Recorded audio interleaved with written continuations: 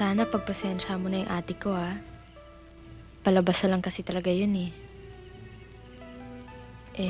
Marami siyang alam sa paligid. Nakwento na nga niya yung mga nagawa mo noon, eh. Hindi ko masisisi ate mo. Sa isang banda, tama siya.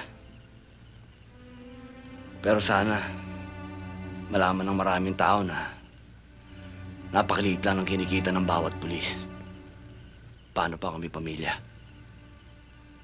Alam mo ba kung gaano kahirap yung may hinihingi sa'yo anak mo hindi mo maibigay? Saan ka pupunta? E di sa masama. Lalo na't buhay ang puhunan namin. Sa bawat oras, pwede kami mamatay. Katulad ko.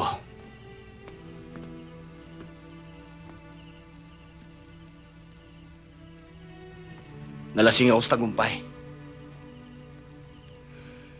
Naging matinik akong pulis. Nagkaroon ako ng maraming pera. Alam mo kung bakit?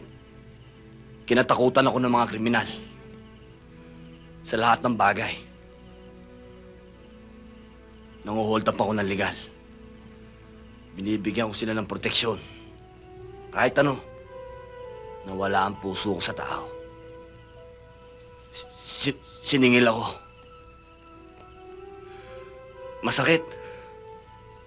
Sa akin bumalik eh. Namatay ang dalawang pinakamatalik kong kaibigan ng dahil sa akin. Magmula nun, wala na akong inisip, kundi pag-iigante. Gusto ko, lahat ng masasamang tao patayin ko. Pero nagising ako. Mali pala yun. Pulis ako. Dapat kayo mga kabataan ang bigyan namin ng proteksyon eh. Kasi, sa isang iglap lang, pwede kayong madisgrasya eh. Nagkalat. Wala akong gustong gawin kundi hanapin sila lahat. Lipulin, ubusin. Kung ako man ang mapatay nila, alam ko isang araw, may isa pang brandong lalabas, tutuloy ang labang ko. Hindi lang ako. Kami mga pulis. Sana, humihingi lang naman kami ng konting pangunawa eh. Tao lang kami. Hindi kami perpekto. Kailangan namin ng suporta niyo.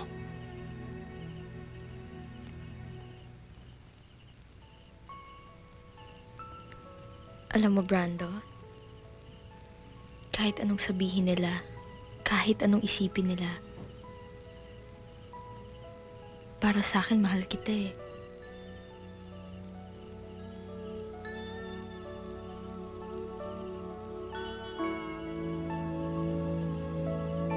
Jingjing! Pumasok ka na dito. Ate, nag-uusap kami. Pwede huwag ka muna storbo? Jingjing? Ate, please? Pumasok ka sabi eh!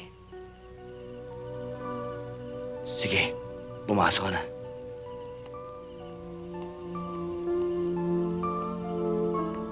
Pumasok ka na. Bilis! Jessica, pwede ba tayo mag-usap?